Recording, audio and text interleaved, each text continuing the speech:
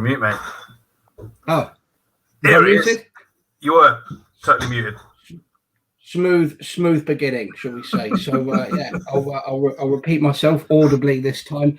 Good evening, everyone, and welcome to this month's, I should say, Mackmyra's monthly Swedish whiskey tasting. I'm Richard Micky, and I'm a brand ambassador for Mackmyra in the UK, and joining me this month, a special guest, but friend and colleague nonetheless. He's usually lurking in the background doing our pulling the production strings, but very thankful to have him on air this evening. So Carl Beach, welcome and thanks for being here.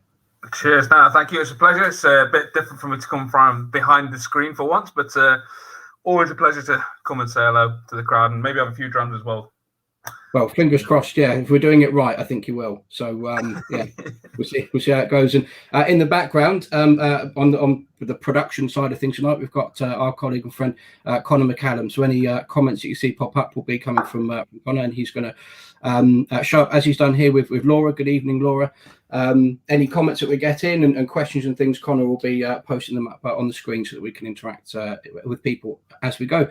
Mm-hmm. So this is how the tasting will work. We'll start off with a few sort of brief announcements, a bit of an introduction, history about Mackmyra, tell people a bit about who we are, where we've come from, and we'll keep that part quite short, just so we can get into the drams a bit more quickly, and then expand on some of those, sort of like the history parts and things like that with each dram as we go, and then into the whiskey. So, Carl, what's the running order going to be tonight?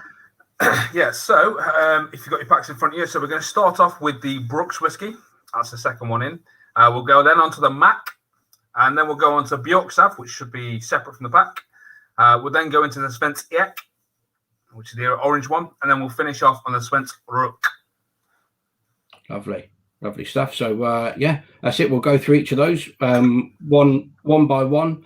We'll suggest I would suggest having a glass of water on hand to refresh the palate between drams, but also to add a drop or two of water as we go, however you see fit. If you've got a small jug or a pipette or a straw with the finger over the top technique, just to drop a few bits of water into your dram, please do so. And I'll say, we've got 5 cl or 50 ml measures this evening. You don't have to drink them all in one go. You can if you please. Please drink responsibly, though, of course. Carl, I don't know about you, but half the tastings I attend, because we attend as many as we probably host for work. Personally, I tend to pour a little bit of my dram out so that I can revisit it later on, so compare it to other things as we go. So if you haven't done a tasting before, that's not a bad technique to adopt and sort of use going forward, I'd say. At least it works for me. So yeah, we've got an offer tonight. Carl, what offer have we got? We have the code is Björksav 40, and basically if you use that on our website mackmyra.co.uk, you will get if you buy a bottle of Björksav, you will get 40% of any other bottling in the core range. So you've got the Mack, Brooks Whiskey, Svensk, and Svensk Rook. So buy the Björksav, get 40% off of any one of those bottles. And that is a very limited time offer as well. I believe it's to the end of tonight. Is that when that one's running to? It's short, isn't it? It doesn't run long, that one. So yeah, so if you get through the tasting today and you've got you may be drinking it as a couple. I think Laura mentioned there's a couple of them on tonight. If one of you's got one favourite, one's got the other. As long as one of them's Björksav, you're golden. Get the Björksav, and then you got 40% off any of the other bottlings. So that's Björksav 40 at mackmyra.co.uk, and I think it's running down along the bottom down there. Should say Connor's also asked us to clarify the use of a pipette. So yeah, Richard's got one to hand. You don't have to have one if you don't. Like I say, it's not an urgent piece of equipment. But Rich, do you want to just give a quick synopsis, I guess, of what you use them for? Indeed, I think we take it for granted, that what a pipette is. I think I recognise these. I remember using them in school some years ago, but then until I started getting into whiskey, I don't think I ever saw another one in my life, I dare say. A pipette will do the same. So just squeeze it in, a bit of water. You get a few drops in, and then you can add a drop or two of water to your dram as we go. If you don't have one of these scientific pieces of equipment, so I'm sure that's what they are. As I said, a straw will do fine, or just some way of slowly, just a way of sort of measuring a tiny little bit of water in each time as you put into your dram. I might start off with a drop and then a splash, and then sort of see where things go. What have we got coming up, Carl? Yeah, so we've got a show coming up next Wednesday, the Mackmyra Inn, so that's our pub show. Micky should be back on with that, with yourself, Rich. And that's with Rachel and Jen from the Grail in Doon. So a lovely couple of girls who run a whiskey shop up there. Should be some light-hearted chat. They've got their own blog, I believe, as well. So it should be an interesting show coming up for you there. Yeah, cool. All right, well... yeah, I'd say everyone who's joining us from home, please comment as we go. Ask any questions. Let us know, what you think. We'll probably ask you, some questions at some point and see, what people are thinking about each dram. But feel free to comment as we go. Evening, Tom. And let us know if you've got any announcements of your own. You've got any birthday shout outs? I think we did that. Yeah. Oh, here we go. Yeah. Oh, well, happy birthday to belated birthday to Pete.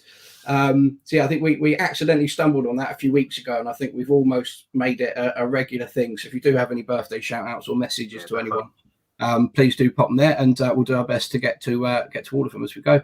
And let us know as well if this is your first time, a whiskey tasting, a virtual whiskey tasting, your first time with Mackmyra. If you ever got into us before, and I think that's probably about it. So, Carl, I see that message there from Pete saying let's get stuck in. So I think if I hand over to you. Give us a little intro into who Mackmyra are, and then we'll get straight into Brooks Whisky. Yeah, so I'll give you the real quick synopsis so we can get into the drums. So Mackmyra, Swedish whiskey, started in 1999. Basically from 8 founders who all were friends from college, went on a skiing trip together. And one year decided to all bring a bottle of whiskey with them, just by happenstance. And as you do when you're having a few drams, you decide great idea is to start your own business. You go, why isn't there Swedish whiskey? We should do it ourselves. Bam. 1999, the company is set up. They literally start sort of making it in one of the owners' backyards at first, with a little tiny 30-litre still. Our first actual proper distillery was at Mackmyra Brook. Sorry, I'm rattling through these pictures here for you, Connor. So that's a few of the guys there at Mackmyra Brook. That's a lovely little shot of it there, which used to be an old ironworks. And then fast forward to 2012 when we moved into our Gravity distillery, and that's our current home as is now, which I'm currently at and not at all in front of a green screen. We've got warehouses all over Sweden. We've got some in the islands. We've got some in the mountains. We've got our down in the disused mine, and hopefully in some other countries to be confirmed. And we have 3 key ranges across our core. So as I've mentioned, we've got our core range, which is the 4 we've got together in the pack. We've then got our latest seasonal Björksav, and that's part of our twice annual releases. And then we go up to our moments range, and we've got another one of those coming out very soon. And they are sort of our premium expressions. So if you like our stuff, work your way through the range. It's definitely something worth trying to work your way up through them. Our master blender is Angela Dorazio. It's a lovely lady. She's just recently been inducted into the Whiskey Hall of Fame as well. So she is the one responsible for all the drams you're drinking tonight. So any feedback you've got, good or bad, let us know. And we'll expand upon more around the history through each dram. And I'm conscious that you guys out there are ready to get sipping. And if you haven't managed to already, we're going to start off with a Brooks Whisky. So do you want to take us away, or Richardo? Yeah, we'll do. I think, Carl, we've smashed that. I will say that's the quickest we've managed to get through that beginning part and then into the first dram as well. So I think that's record time, and hopefully we've covered just about everything we needed to there. But as you said, we'll expand on all these different points as well as we go through. So the first dram this evening is the Brooks Whisky, and I'll just pour myself a dram there.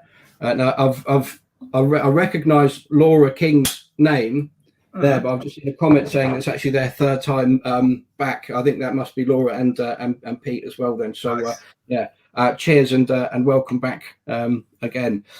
So Brooks Whisky, it's 41.4% ABV. This is a bit of our, I often term the Svensk Ek as our sort of flagship, because that's like, Swedish oak and like the most sort of Swedish one. But I think really this is from the core range, probably the flagship one. We often refer to it as our breakfast whiskey. And we sort of, quite, I'd hasten to add, breakfast friendly, as opposed to, we're telling you to drink it either at or for breakfast. But we called it that because it's quite light, bright, very approachable. There's lots of fruits to it, a bit of warming spice and things. And then curious to hear what people's thoughts are about nose and palate and things. Let us know in the comments. But just as we're sort of easing into things, I'll lead that, I think, first, and just say for me, orchard fruits, bananas as well, and specifically, if anyone hasn't already thought it themselves, and we say this just about every time as well, but like foam banana penny sweets. The first time I nosed this, before starting with us some time ago, that's one of the first things that jumped to mind for me, and I've never been able to shake it. It's just been there. You're a foam banana penny sweet man, Carl? I'm a foam bananas. All day, every day. That's the one that sort of pops up for me when I'm drinking the Brooks whiskey. I think it's great for a starter one as well, because it is quite light, it is quite easy drinking. And I suppose we haven't really touched on the nosing side of things as well. It's like, I guess there's no hard and fast way to do it. But I think the sort of general rule of thumb I sort of use when I'm nosing is bring it sort of up to a yay distance from the nose, and kind of sort of use both nostrils, bring it across, and try and breathe with your mouth open.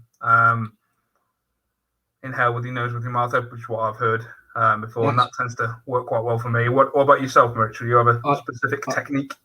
I do the same thing. That say the same things. And somebody explained to me. Here we go, Pete. Well done. Cheers. Well, thank you, I should say. So that breathing, keeping your mouth open. I have to remind myself to do it quite often, because I don't think it's a natural sort of way of nosing or sort of almost breathing, perhaps. But somebody described it to me as sort of why you should do it and use, like, if you're in a car on a motorway and you've got the front windows closed, the back window open, and the air just, we hate that noise, all of us, I think universally, nobody likes it, just that thud, and that's the air like spinning around in the back of the car. But as soon as you open the front window, and in this instance, your mouth, that helps the air to flow through. And that any assistance you can do with your tongue, with your nose, anything that you can help the oxygen get round and the air move around, it's only going to make things better, or be able to find a note or two more that you're not able to. Also, to expand on what you said as well, moving the glass a little bit from left to right as you're doing it. Reason being is, an hour from now, one of your nostrils might be working better than the other. It can just they chop and change and things like that as well. So move it around, and you'll find different bits there. And to get really down into some of the detail too, it's not a wine. This is 41.4% ABV. You don't need to stick your nose all the way in the glass.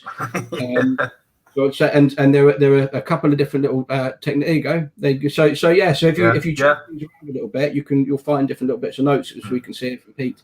If you were to turn your glass at 45-degree angle like this, what you find, the ethanols, like the heavier molecules, without being too geeky just yet, all the heavy notes, they tend to come up the bottom part of the glass and then fall off like a little waterfall here. Whereas some of the lighter notes and the fruitier notes, the esters and things that are in there, they tend to rise up to the top. So you want to sort of move, whilst moving it left to right, also maybe move it up and down a little bit, or just try and nose at different parts of it. And you'll find some of the lighter, more delicate notes you can get at the top. And fully commit to it as well. Fully commit. Like, we're here, we're drinking whiskey. Don't worry about like, oh, my mate's going to look at me and think, oh, what's he doing? Jamming a glass in his face, Mr. Poncy whiskey drinker. Just commit to it. Send it. Tell anyone that's looking, tell them, we've told you on like Simon Says, to do it like this. Guys at Mackmyra. But people, you might find it's also personal. That might not work for you. You might enjoy just doing it the way you've always been doing it. So, just do it however you please and whatever you're sort of comfortable and happy with. To go into a bit of the detail of what's gone into this whiskey, Angela, who Carl mentioned at the beginning, is our master blender. So we make single malt whiskey. For anyone that doesn't know, single malt means single distillery and then malted barley. Whereas, if you get a blended whiskey or a blended malt, that means more than one distillery, and from malted barley or from a mixture of different grains that have gone into it. We make single malt, but even though we make single malts, we do have a master blender. I think it can be a bit confusing sometimes if you've never heard of a master blender before and you think instantly blended whiskey, but every whiskey company or whiskey maker has somebody who's there to either keep the core range the same year after year by making sure that the right casks are used so that it's the same year after year, or creating new different types of whiskey. And Angela, with us, we're very much a flavour-led distillery. So instead of just having only a few of our expressions, our whiskies, have like one or two casks that have been involved, which I think is very much the norm for the rest of the industry. With us, for the most part, at least, we have relatively, complex might be the words to use, or interesting maybe, cask recipes, and this is certainly an example of it. So we've had 4 different types of casks have gone into this. The bulk of which, the most of which, have used 200-litre first fill ex-bourbon casks. We've used some 100-litre first fill Swedish oak casks, some 100-litre first fill ex-sherry casks, and then back to some 200-litre ex-bourbon. But in these, whereas the first 3 types I've mentioned there, we use our elegant recipe, which is our elegant new make, basically, that goes into these barrels, into these casks, which is unpeated. But in the last type, in the last batch of 200-litre ex-bourbon casks, we have our smoke tail recipe that's gone into it, which is, to my understanding, I hasten to add that part as well, but to my understanding, no, I don't know anybody else, any other distilleries that use what we call a smoke tail recipe. Carl, before I expand on what it is, have you ever heard? No, mate. No, quite frankly. It's just us.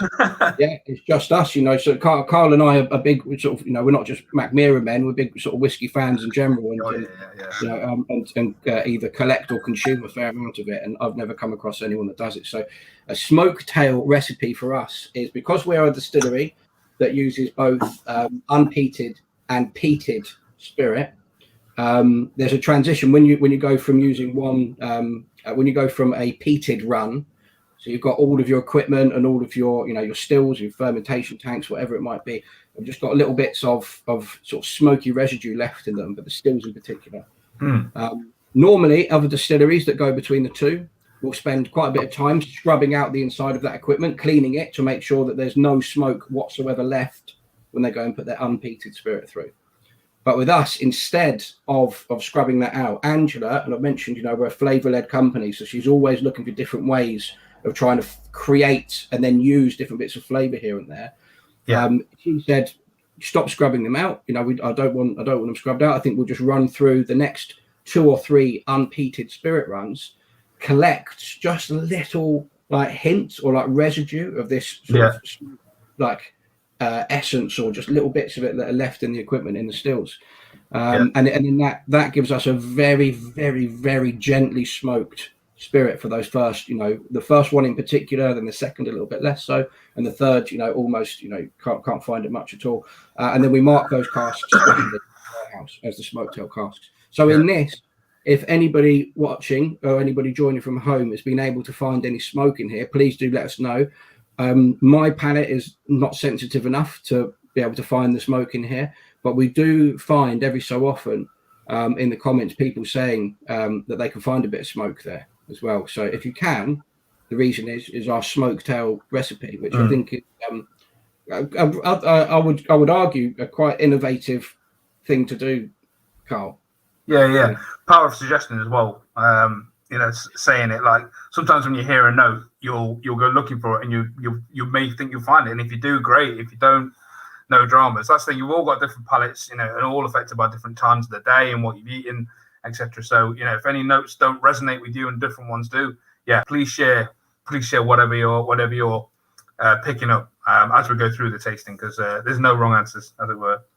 There's no wrong answers whatsoever. If you can find something, if you can put a name or a word to anything that you find on the nose or on the palate, it means it exists. It means it's there because you can find it.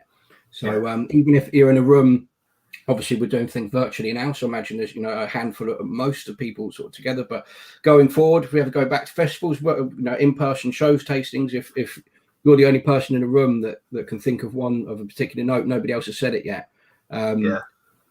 Say it, because if you can find it, like, it's there, and you might end up helping somebody else to say, oh, I can find it as well. Also, that power of suggestion is a very powerful thing, Carl, but I've never been able to find smoke on here, no matter how many people it might be present. But there are lots of people who have unprompted, without us saying first, maybe. True. So they can definitely find it about.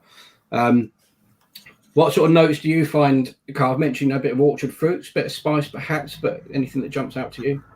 So the light, fresh bananas sweetness is kind of how I summarize it. I'm not one for sort of big poetic notes.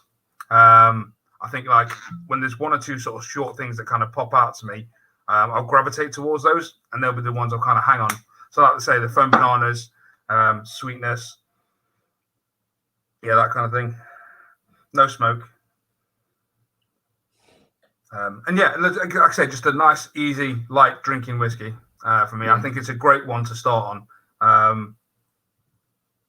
Well, one of I was just saying, I hasten to add, how are people getting on out there? Are you rolling? Are you down your first dram? Are you ready for the next one? What's the crack? Let us know. So while we see some coming in, James has said almost cinnamon. Okay.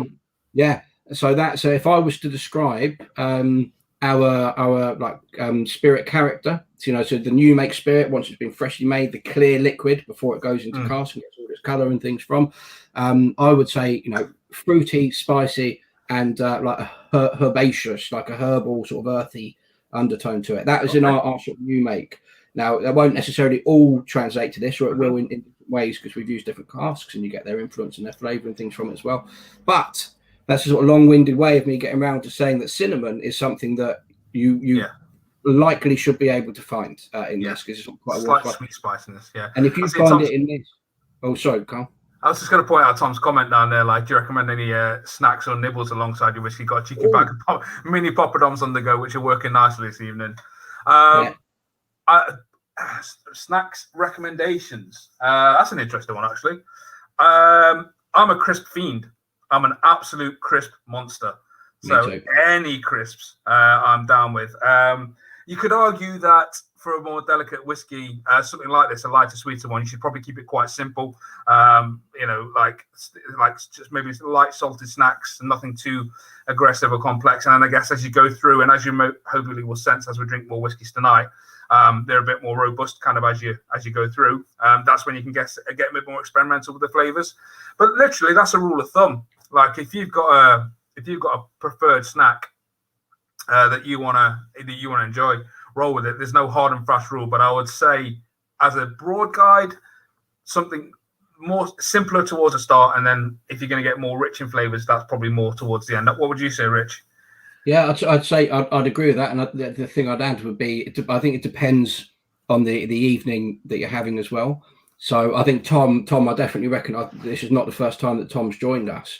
So I think if you were going to be going into a whiskey tasting and you wanted to be I don't know, sort of keep things as evening Mick, keep things as scientific as possible, perhaps, where you keep your palate as pure as you can, because you want to be able to sort of to assess in a big way all of these whiskies. Then plain things like poppadoms that you mentioned there, and not too much that will end up coating your mouth as well. I would say sort of nothing too sort of salty, but stuff that's sort of dry. And as boring as it sounds, a bit plain. However, if you're looking to not just do some really scientific experiment with your drams, and you want to just sort of enjoy things and indulge a little bit, then I think like what you said is bang on the money. Start to match it a little bit to the profile perhaps got to the heaviness of the whiskey. But I love pairing things like cheese and chocolate. Yeah, nice. Cheese and chocolate, separate maybe, unless you're being a bit Heston up in here. But cheese and chocolate cheese and chocolate, I think, is a really good one to do. And whichever cheese makes you happy, I think, as well. Yeah, Mickey here weighing in with oat cakes for a good palate cleanser. So yeah, so that sort of dry, plain, but still hopefully a bit enjoyable thing there. Pete's on the cheese. But yeah, that'll be it. So I think I'd say horses for courses. It depends the evening you're going to have, Tom. You know, if it's all about just getting the absolute most out of the whiskey itself, try and keep things a bit plain and boring. But if you're trying to just enjoy yourself and have a good time, and you want to have something that you know nice and enjoy, then indulge a little bit and get something rich in there, and you know something rich and sweet, and try and match it up as best you can. I'd say watch this space as well, because we've got a cheese and whiskey tasting coming up, haven't we, in the near future? Yeah. So if you're not already subscribed to Mackmyra on the YouTubes or following us on the Facebooks, do that. And keep an eye out, because we've got a cheese and whiskey tasting coming up in the near future. That's it. So everyone's getting a sort of sneak preview of that, a sort of sneak pre-announcement, because it's not been a major secret in any way. But but we haven't. I think we haven't put any marketing together for it at all yet, Carl. So we're going to have to do that next week, I think, when we've got some pictures come back. That's we're teaming up. I'll just say quickly about that. We're teaming up with a shop called Totally Swedish, based in Marylebone in London, and we're going to be doing a Swedish whiskey and Swedish cheese tasting evening with them. So they're a shop that are sort of geared up to sell Swedish products to expats in London. So they've got every Swedish cheese you can imagine, and one of them, I can't remember the name of it now, is something like a parmesan, but a bit more sort of creamy and less dry than but a bit of a parmesan nutty taste to it, which on paper to me sounds like that sounds like my jam, I will say. Great. So I'll do maybe a little whistle stop tour about the Brooks whiskey, and see if we can have some. Just let us know what people think. Laura seemed keen on the cheese and whiskey one. We'll keep you posted, Laura. Watch this space. That's it. I've got the cat out of the bag now, Rich, Well, that's it. No. Well, I think it's good to do. So it's going to be on the 10th of June. We're doing it. So watch your space for any announcements on it. So, Carl, you mentioned that this is a good whiskey to start with because it's quite soft and light and delicate. But one of the other reasons why we put it at the front is because it helps us to sort of tell our story in a more of a linear way, because the Mac is more recent whiskey and things as well. So so the Brooks whiskey is the Brooks. Carl mentioned the first distillery that we're in was the Brooks distillery, where we were from 2002 till 2011, 2012. This big sort of, well, not big at all, but an old mill, sort of industrial building, but quite old school factory basically that we turned into our distillery. Went from that 100-litre still that Carl mentioned up to two big massive copper stills from Forsyths in Scotland. Anyone who knows anything about copper stills will know that Forsyths are, and here's a picture of one here. They're at the forefront basically of, they're the most in demand, I think, sort of all over the world from people making whiskey. So we went from a still where we only had 100 litres in size, which meant that after the vapors have all come up, we only took a 30-litre cut from that before, which is why we've got so many 30-litre casks that we use. Here's an example of one here, one of the gravity casks that we have, which is just quickly ex-bourbon sides, Swedish oak ends that are heavily charred. So the Brooks whiskey is basically just sort of celebrate that part of our story that is our second core range release. So the first one sort of was I think called Mackmyra first. There's long before we joined. I think they had it out for 4 or 5 years or so, starting in 2008 it must have been. So this is if you can see, I don't know if Connor, if you can get a picture please up of Brooks whiskey, of the packaging of the bottle or anything itself.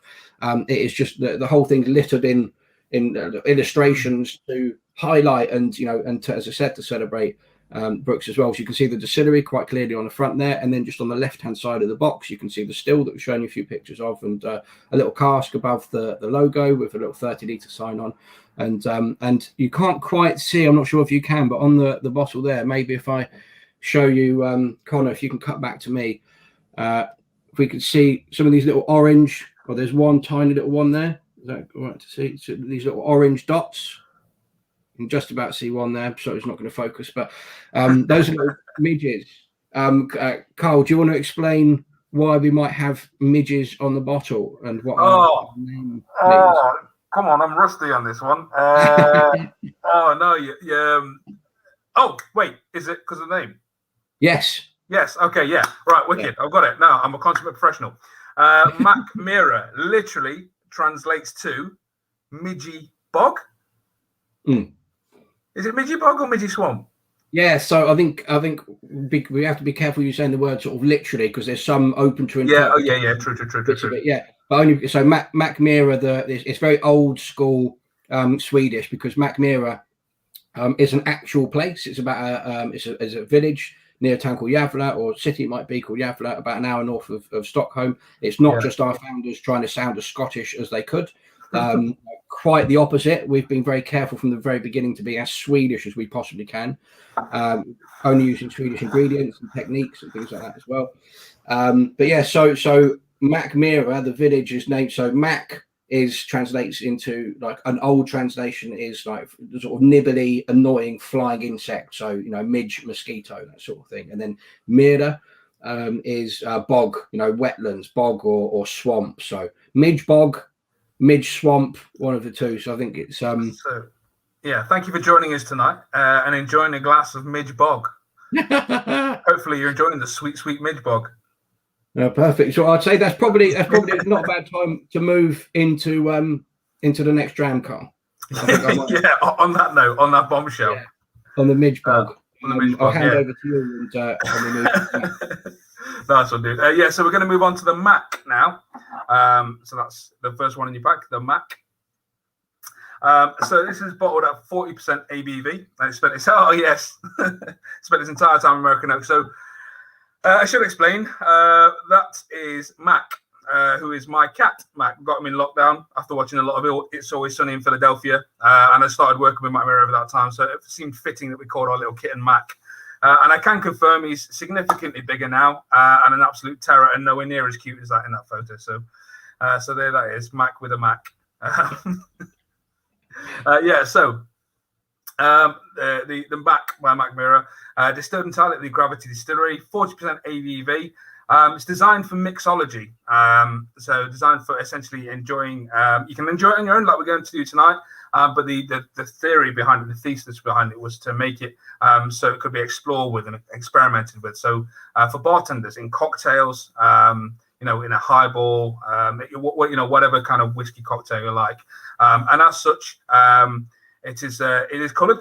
And it is chill filtered as well. If anyone's again familiar with those sort of terms, this sometimes can be frowned upon, but it doesn't do anything to affect the flavour. So similar in terms of flavour profile to something like the Brooks. Again, you've got that light, sweet notes in there. So yeah, if you want to get a little nose on it, again, foam bananas comes through for me. I think a little bit more on this one actually than the Brooks. Rich, I don't know about you, mate. Yeah, not more for me. I think I can get some banana to it, but for me, this it's a different type of banana. It's not quite as sort of sugary sweet as that. Maybe a banana at a different stage of its life, I guess. Obviously the colours of go into. For me, this is like pear drops. Okay. Pear drops, a little bit of apple, but then like heaps of vanilla and maybe a bit of cinnamon. I think James got cinnamon bit before on the Brooks, so I get a little bit here. I imagine James is going to get heaps of it if he can sense it in the Brooks whiskey when we get to the Svensk Ek. That's where I've got heaps of cinnamon there, maybe on the palate more than the nose. But yeah, vanilla and caramels for me on this. Caramel. Yeah, you've mentioned that this is aged exclusively in American oak. And for anyone not sort of familiar with different types of oak that you get from around the world, or different types of casks, previous contents, like such as ex-bourbon, ex-sherry, etc. American oak, you will find lots and lots of sweetness basically coming from it. So vanillas and caramels, and Laura there with caramel for sure. So that all comes from American banana. Overripe. That's it. Yeah. I think that's probably what I was sort of reaching for. Condensed milk. Deep sweetness. I can see where that's coming from. Yeah. That's an interesting type of sweetness as well, isn't it? Because it's that sort of like, in my mind, to me anyway, that's like a bit like an off sweetness. So it's still sweet, but it's like it's not. It's like the opposite end of sweet to a sickly sweet. Yeah, it's quite rich, quite dense, though. I see where you're coming from with that one. Yeah. Yeah.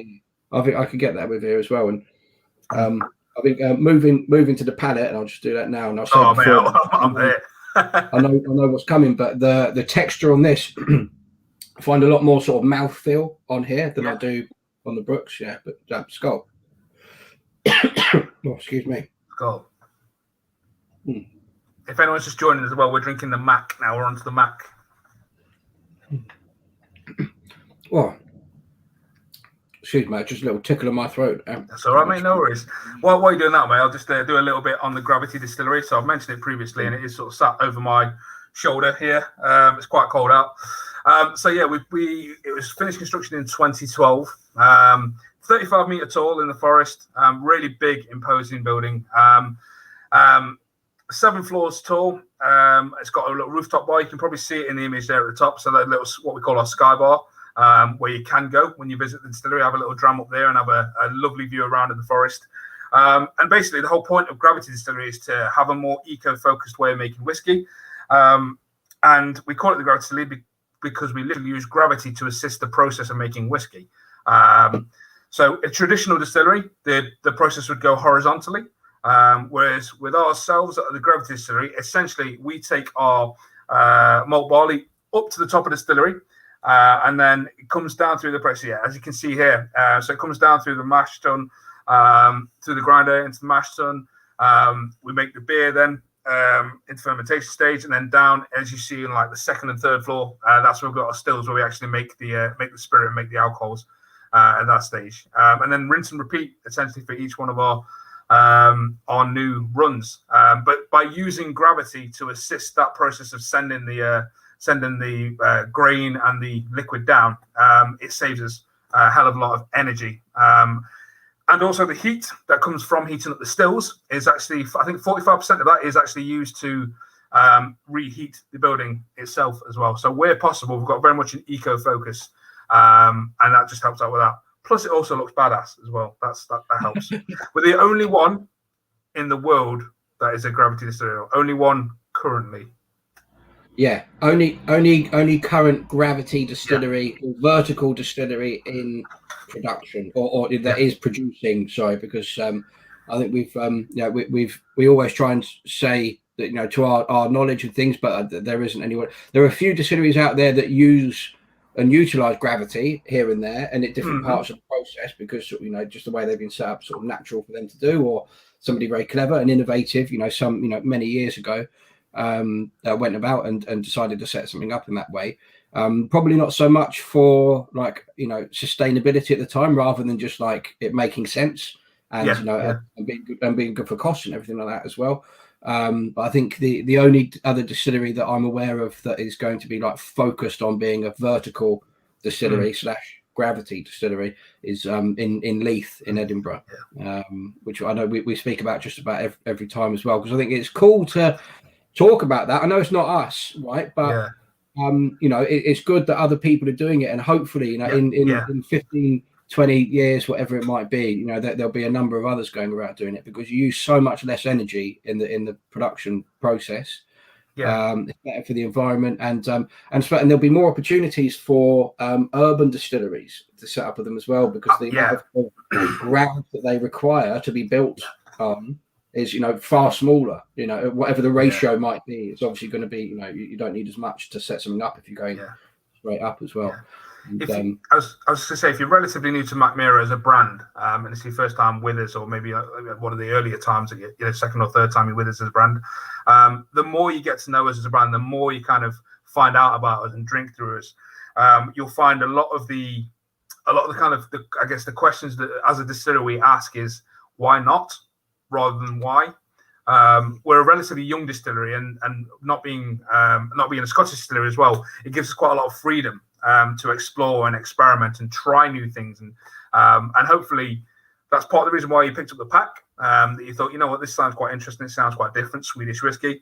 But as you get to know us more, you'll find us. It's not just limited to like a few things. It's running through our DNA essentially, to be quintessentially Swedish and always experimenting, exploring what can be done in the whiskey world. Yeah, I think there's we've got this big like showy thing in the Gravity distillery itself, like this big sort of big ticket item to say, you know, we're sustainable. That's an important part of, you know, of our ethos, and it was. I think the three pillars when the founders started, you know, the sort of their like ethos or you know what we wanted to be and how they saw Mackmyra and what they wanted it to be for the future was, you know, be Swedish. As Swedish as possible. We mentioned already about only using Swedish ingredients, and you know we'll talk more about a certain part of that when we get to Svenska Rook, but they couldn't get peated barley, so instead of importing it in from elsewhere, they went to great lengths of making it ourselves. So we're now one of fewer than 12 distilleries in the world who malt and peat our own barley, because they were so adamant that they wanted to make sure that it was just Swedish barley being used, not coming in from, you know, the likes of crisps and things like that in you know in the UK. But the other part, so keep it Swedish. You know, Swedishness is a big part. Being innovative and being climate smart, you know, and sustainable. And on the innovative side, we've got all sorts of innovative whiskies and things that we use as well, and some of the innovative things that I've mentioned already. But I said we've got this big showy thing being Gravity Distillery, but there are so many. For me in life, you know, life, relationships, just anything that it is, all the little details often add up to, you know, the same as one big thing. So and for us, that sustainable side, one of those little details was in 1999 when they started out, and the founders sort of created their first mailing list, rather than doing it the way that everybody did it at the time, even though computers obviously were around, and so was email. They made it an email only mailing list, which is, you know, for us now, I think we take that for granted. And it's right, but just as one small little thing, so they probably lost, you know, a number of leads and little bits of business here and there, perhaps, or potential, you know, getting their name out there to more people, because they didn't want to post things. So they just thought that was, you know, using all that paper, the carbon footprint, everything like that. So they went to an email only mailing list. There's all these little details that add up to it as well. And and as I can remember more as we go, I'll probably just drip feed more little details in. But I just thought that to me was so small, but quite significant a move. So let us know what everyone, you know, what else people might be finding notes wise. You know, we've heard pear and overripe banana. Anyone that isn't finding it to be sweet, anyone that's finding it to be a bit hot, a bit spicy, please do let us know.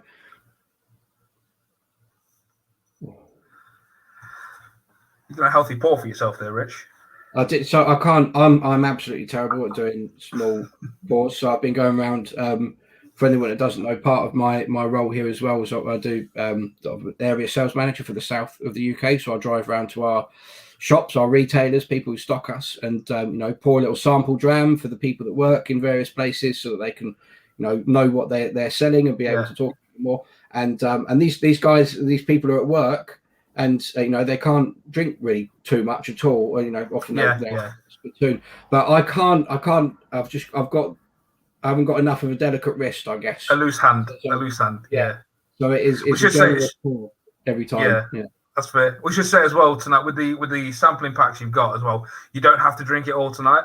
We do encourage having like a little bit along with us, because we're conscious that we are going through them relatively quickly. You know, in a sort of like hour and a half session. So we would recommend sort of like having a little bit tonight with us, learning a bit about the distillery, and then maybe saving some to go away in your own time and go and revisit them. You know, different evenings, different situations, and see sort of if you get anything different or if you enjoy it any differently in those times as well. But yeah, I think on that, shall we roll on to the Björksav? Let's do it. Björksav. Yeah. Here we go. Yeah. Excuse me, I'm just going to get a fresh glass for this because we find no worries, buddy. So yeah, Björksav is our latest seasonal release. Do you want to take it away, Rich? Are you good? Oh, go on. Well, no, I mean, you started it so eloquently, Carl. I'll have a go. So yeah, so this is our most recent seasonal release. Carl mentioned at the beginning that we've got 3 key ranges when it comes to the bottles of ours that you can buy. Because we do sell private casks as well. We've got our core range. Core range, same with any distillery, any brand. It's the same year after year, batch after batch. You know, the same way that that Coca-Cola needs to be the same year after year, batch after batch, and wherever you might be in the world. And then you've got our other range. We've got our seasonal range. We've got our seasonal range, which they come out twice a year. So we've got a spring, summer. edition each year and a autumn-winter edition each year. Björksav is our this year's spring-summer release. And the seasonals are about keeping our spirit character, the things that, the DNA, things that are a common thread that you should often be able to find sort of throughout Mackmyra. So for me, as I mentioned earlier, orchard fruits, sort of warming spices, and a bit of herbaceous, sort of earthy undertone to it. They're about getting that spirit character, but presenting it in slightly different ways that might be attuned to the season, the prevailing season, where they've come out and be released, as opposed to the moment range, the sort of the upper premium range that Carl mentioned, which are more about showcasing different types of wood. And by wood, I mean oak, but I mean, previous contents of it, be they, here we can see the Prestige are, can't quite call it champagne cask because it's the wine that goes to make champagne, but, for all intents and purposes, we call it our champagne cask whiskey, and then Caribbean being our rum cask one, so it's about showcasing wood. But this is about keeping Mackmyra's DNA, but having it in a bit of a different way and showcasing it, as I said, sort of in line with the season. And for me, this is like spring in a glass. Like we said about the Brooks whiskey being sort of light and bright, but this to me is like a different version of that, but it's a lot more fresh. So I'm just trying, these are the sort of words that I might use to describe it, like feelings I get from it, as opposed to like particular notes necessarily as well there. But it's sort of highlighting, a bit of Swedish nature, craftsmanship, and things like that as well. And continuing to sort of do our own thing and do things in our own way rather than just follow what Scotland's been doing all the time. So on that, Björksav means birch sap, and that's because the casks, the influential casks that we've used for this, are birch sap wine casks. So we bought some birch sap wine from I don't know how local they might be to us, but a Swedish artisan winery called Grythyttan Vin, who we use. Nice. We've used their. I think I got that bang on. That was the one too bad, mate. That was smooth, mate. Sorry. Anyone in the comments tonight who's Swedish and been quite so far and wants to weigh in and let me know whether or not I said that right, please do. I will take any lesson that can be offered. But Grythyttan Vin, they make natural wines, so they're out of various berries and things like that they can get, and in this instance, out of birch sap. So birch sap itself is not like the sort of sap you might expect to see, and I think I think Matt Micky from the Dramble wrote when he was reviewing this, he said, it's not like Jurassic Park thick amber, sap, like sticky and thick and resinous. Birch sap itself is much closer to like water, to like coconut water almost, like very thin. Looks much the same as it. A little bit of sweetness to it, a little bit of bitterness perhaps to it as well.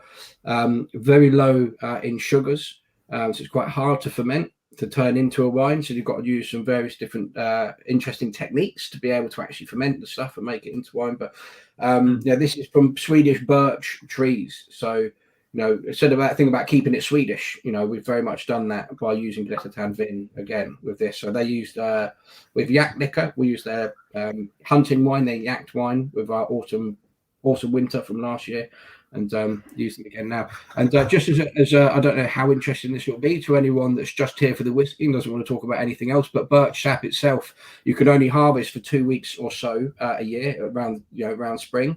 That's because in the dormant months, winter months, these trees, they keep their sap in their roots underground, and as spring is springing, the sap starts rising up the tree, rising up the trunk, going off to the branches to help create shoots and leaves and things.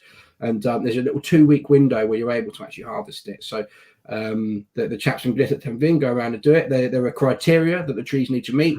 They have to be of a certain diameter, a certain size, so that you're allowing that tree to mature, and not just tapping things too early. You tap in through the outside of the bark, a little bit into the heartwood, and then you just basically you have like the sort of metal spout that comes out, bucket underneath to collect it, and then the birch sap goes in, and then has to very quickly be converted into wine, because otherwise it just it spoils rather quickly. So there's a small window of time when you're able to make this stuff. So you don't. Carl, have you ever tried birchsap wine? Because I'd never even heard of it until this whiskey. No, I haven't actually. That's just occurred to me. I need to get hold of some just to try it for research. Yeah, so we've been trying to get hold of some of the original stuff from Grythyttan Vin, but it's quite difficult to get alcohol over from Sweden unless you're importing your own stuff, I guess, like we do. So watch your space. I think you can find, you can make it. I think there are lots of recipes around for making your own birchsap wine. So you can, and there's birch trees all across England and the UK. So you can go out there and make it yourself if you find a decent recipe for going to do it and techniques for it. Go around with one of them hosepipe kits that you have on the side of your house and just start jamming them into trees and seeing what happens, seeing what sticks. Something like that. Yeah, I think ask the tree first maybe, but we'll see. Björksav. Oh, sorry, Michael. here's a non-Swedish native correcting me. Micky, I will say, when I hear you pronounce it Björksav yourself, then I'll start doing it on my end, because I'm not sure I've ever heard it. Are you sorry, this just occurred to me. Are you an Oasis fan, Rich? I love a bit of Oasis, yeah. Okay. Do you remember they did a gig back in like the 90s where it was an acoustic gig, an unplugged gig, and Liam didn't want to sing, so he sacked it off, and then Noel sang at the gig, but Liam was up in the stands giving him grief. I think that's what Micky's doing tonight. He's he can't make it tonight, but he's in the stands like heckling us. Heckling away, yeah. So Tom saying that drinking through is how the discount code works. You might have to rephrase that for me, Tom. I'm not sure if that's a question or a statement. So please let us know. Yeah. Oh, a little bit of Jägermeister. So I don't know if this is the case necessarily, but I was mentioning a part of our spirit character would be a sort of herbaceous, herbal undertone of things to it, and to me, that's quite often, I think Jägermeister has lots of herbal, definitely. So maybe that's what Tom's sort of getting and why putting the two together. If you can explain it any better than that, Tom, please do, and or any differently to how I have. I should mention it. I see Pete at the bottom here said about it, but so smooth as well. I think this really is, and if you think it is now, Pete, if you add a drop or two of water to it, it just goes down like velvet to me. This is probably out of all the seasonals that we've had come out during our time, Carl, and any of the ones that we've really had in stock as well. I think this is one of the ones that's just had some of the most positive feedback, and that doesn't mean everyone needs to like it. If you're at home and you're not too sure, please let us know, and hopefully there's another one that you do like as well. But generally speaking, this one's gone down. Incredibly well. Yeah, really well. Yeah, I think I just had a couple of drops of water to that myself, and smoothness definitely. I think it rounds it out a bit more as you had a couple of drops of water. Did you see my ghetto pipette, by the way? I don't know if you saw me doing that, Rich. But if you're an absolute heathen, just a little bit obviously on a clean finger, but just a little bit on a finger like that. My ghetto pipette. I just come up with that. That's my new saying now. Ghetto pipette. That's not a bad shout, to be fair at all. So I'll use sometimes, like if I've got the cap of a bottle of water or something, scoop a bit of water out and just sort of tap a few little drops in, or I've used all sorts of like makeshift things. I get a bit scared sometimes. There is a way where you can get your glass of water here and just sort of tip a little bit in, but then you've got to be. It's a risky game, that is. It's a risky game because you can't undo it. You can add as much whiskey as you want back into it, but you can't undo it. I think we've actually got a very short, I think it is, video that we can cut to for Björksav. Yeah. So, Connie, if you've got that ready, please fire away.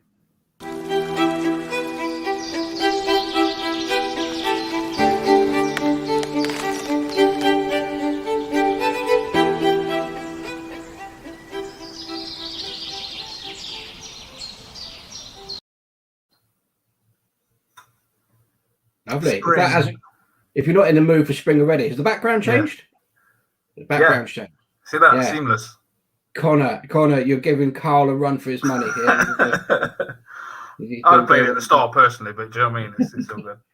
Well, I said that was a short video. It was a very short video, but it just, that's a little promotional thing that we've had on some social media when this came out, and I think that gets me in the mood for a bit of springtime. I think I would say. Yeah. So this, so I think flavour-wise, things for me, it's fresh. There's a little bit of sweet to it. There's a little bit of spice. There's some delicate notes, but sort of quite warm and complex on the palate and on the finish, especially. And hopefully, people might be able to find, as I can, because it's one of my favourite things about whiskey is the texture and the mouthfeel. If I've got a good textured whiskey, I like it very much. And this, for me, has that, which is quite odd to have something that's so sort of fresh and delicate, but then to have good texture and that coming with it. And Micky, thanks very much for the reminder there, because I was going to say a moment ago, but Micky said there it's reeked good out the fridge. I think that's perhaps some Geordie coming out of him then, channeling some sort of Geordie there, or we'll see. Reeks anyway. Reeks at Nottingham as well. Yeah. Was reek a word? I've never heard of reek. Really? No, yeah, too posh, Carl, I guess, maybe. I don't know. But it's a north-south thing. I can get from context that probably means very good. Very good. It is very good out of the fridge. But out the fridge, rather good out of the refrigerator, Richard. Yes, that's what. So when we had our training for this, and we met Angela and everyone from Sweden on Teams, Microsoft Teams. I think a week or two before this came out. My bottle still hadn't arrived, and we had our training about 9:30 in the morning, and it arrived mid-training session. And because it was straight out the van, it was, quite chilled, quite cold. And as Micky said there, talking about being on, coming out of the fridge. So the first time I tried it, it was chilled. And, Carl, you've been, you and I have said to people, Micky and I say just about every time, people should drink whiskey however they please, add a drop of water, add a splash of mixer, whatever they want to do. We don't talk very often about how people should be free, if they like, to add a big bit of ice or something to it as well, but that goes hand in hand with the other things. I think because I don't tend to drink much of my whiskey at all chilled, because it constricts the flavors and it makes them come in on themselves rather than being able to expand and bringing more out. It closes things off a bit. However, when this was chilled coming out of the van, and I've had it chilled since, I think this is absolutely delicious. I really, really like it as it is, but chilled, it just seems to work really well. Nice. Tom here's had a Björksav graphic, but both Laura and him using it as the paper. I think it's a fancy graphic, I would say. Thank you, Tom, and Laura for representing as well. Very much appreciated. And the Grythyttan, the green tea. If anyone joining us who isn't sure what the Grythyttan is, that was our spring summer release from last year, which is our green tea cask whiskey. Angela, master blender, as they all do, big into any sensory experience and things as well. It's not just about making whiskey, it's about coffee, it's about tea, it's about food, it's about whatever it might be. And Angela's big passion has been, one of them has been sort of Japanese green tea in particular. So we worked out a way of managing to infuse some Japanese green teas into some casks so that we could then put our whiskey in them to get some green tea influence into our whiskey as well. And if there's anyone out there that hasn't tried it, it is actually, and I say this as a whiskey fan, not as a Mackmyra man, it is a very good whiskey, really good whiskey. Yeah. So please let us know before we sort of move off into the Svenskek, into the number 4. Let us know what you might think about this. Do you prefer one of the other two? Which one might your favorite be so far, or let us know what what other notes and flavors you might be able to find here. Anything else that you might have to add, Carl, on the Björksav? So no, I think you pretty much covered it all. But like you say, sort of like fresh spiciness.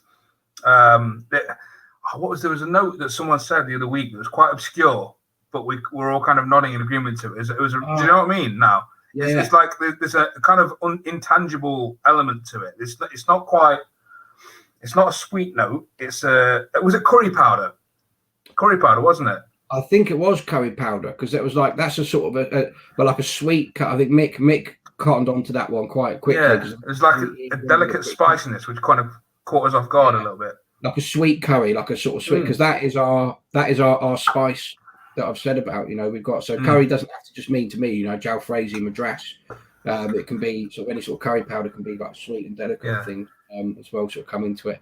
I will say before, so quite importantly, actually, one of the things that me and Mick, and I know you, Carl, as well, actually now, all sort of agree on, just in terms of self-described perhaps whiskey geeks, is that with this whiskey we're doing something different and something, or expanding upon something that we've done for a long time actually. And for anyone out there that likes to know a bit more detail about what's in the glass, about what's in the bottle, wants to know a little bit more information about things, from almost day one, we've provided online, available to anyone, product information sheets for our whiskies. So if you go on to either mackmyra.com or mackmyra.co.uk and look at particular whiskies, you'll be able to find and sort of download a PDF in some instances of our product sheets. And on there, we'll have a little bit of story in the middle about, maybe the thought process that went into making it, perhaps expanding a little bit of detail on the casks that have gone in, or the inspiration for it. But in the top right-hand corner, stage right, where we're going, it will show you the cask profile, or the aromatic profile, sometimes referred to as, where you can see the different types of casks that have gone into the recipe, into the makeup, which I think in terms of transparency, and just if you like geeking out and knowing a bit more, I think it's awesome. And Compass Box are the only other company I can name off the top of my head that go so far as to doing this. But I think in some distilleries' defense, half the time they've got it's ex-bourbon finished in Oloroso, so you don't really need a product information sheet for it. But with us, as I said towards the beginning, we often have relatively complex cask recipes. It's important for us to have that and to display that and to give people an idea about what's going in. So that's what we've always done. But with the Björksav, I mentioned we're doing things slightly differently. So each seasonal that comes out now, starting with Björksav, we will also have the not just saying the casks that have gone in and the sizes of them. We will also specify the percentage of which types of casks have gone in to the makeup of it. So, and I'm just going to quickly find now here and refer to my notes, and let's seamlessly. A picture up, I know, but I've just got. I can't remember. I think we do have a picture up somewhere of it. I think of the. Connor might have the product sheet any moment. Yeah. Here we go. Perfect. Great job, Connor. So that saves me a job. So so you can see here at the bottom. So the top part, as I said, bit of an explanation, but perhaps some tasting notes, and there will be underneath this Angela's official notes as well. But here we can see.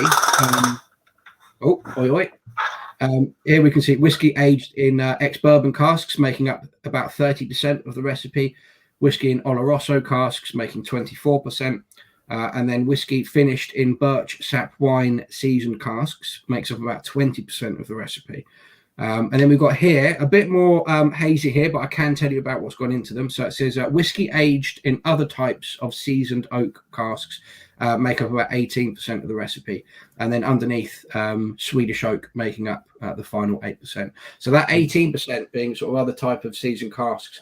There was like a handful of casks here, or one cask there went into using it. So there are a number of small 30-litre casks went into it.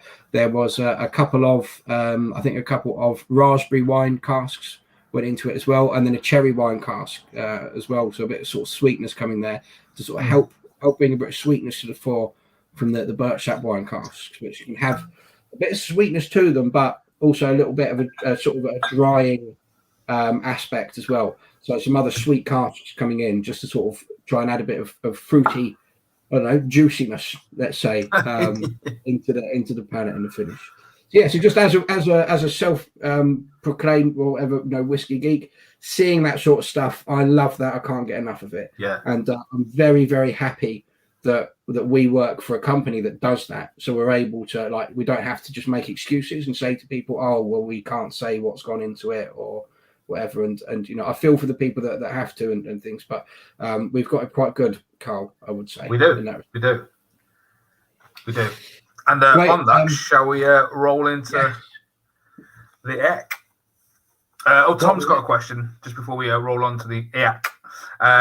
Will you be on the Whiskey Affair again whenever the next time comes through Hazelmere? Definitely will. Yeah. And I mean, there's an outside chance that it might even be Carl coming down as well from Nottingham to support on that. Who knows? So we've got it's either you or our colleague Gareth that will come down. But yeah, Tom definitely going to be there. I think it was, if I'm not mistaken, you and Laura as well there that I met there. I think it was my first ever shift was Whiskey Fair Hazelmere in February 2020. First ever time in the before times. In the long ago, but yeah. Cool, right? So we'll definitely be there, Tom. Whenever it opens back up, basically, yeah. So we'll see. But yeah, Spence Carl, over to you. Yeah, Spence Ek. So Spence Ek, Swedish oak. Sorry, I was about to say the other one then. Swedish oak. Yeah, so 46.1 ABV. So as with the Björksav, actually, I'm not sure if we touched on that briefly, but yeah, 46.1 ABV. That's the magic number for Angela for a lot of our whiskies. So it's spicy, fruity, robust, and full-bodied, I guess is the flavor profile in a nutshell. It spent its time in first and second fill ex-bourbon casks, and then had 10% of the liquid that's gone into this has been finished for 18 months in 100% Swedish oak casks. So yeah, if you're following on with that, so 10% of the recipe in Swedish oak casks, basically for this one, and that's all it needs. Because Swedish oak it imparts a lot of flavour on this whiskey. So, and as you get into it, you'll kind of realise why that is. Because instantly it is a bit more robust, shall we say? I think than previous drums is probably fair to say. Swedish oak, because of the climate, it grows in a harsher climate than, let's say, North American oak, for example. And because of that, you get less xylose and lignin, which is the wood sugars, essentially. So you get less of the sweeter notes. So to flash you back a little bit to the Mac we had earlier, which spent all its time in American oak, a lot of caramel, fudge, pears, that kind of sweet note coming through. With Swedish oak, you're getting more white pepper, sandalwood, spiciness, that kind of thing in there. So richer, bitter, deeper, heavier flavors. So yeah, if you would like to join me in having a little drum of this one, we'll do. Skull. Yeah.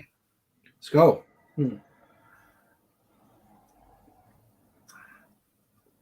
Yeah, aniseed, toasted bread. And then the finish goes.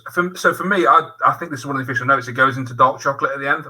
I don't know if you pick up that as well, Rich. That kind of sort of slightly rich, slightly bitter.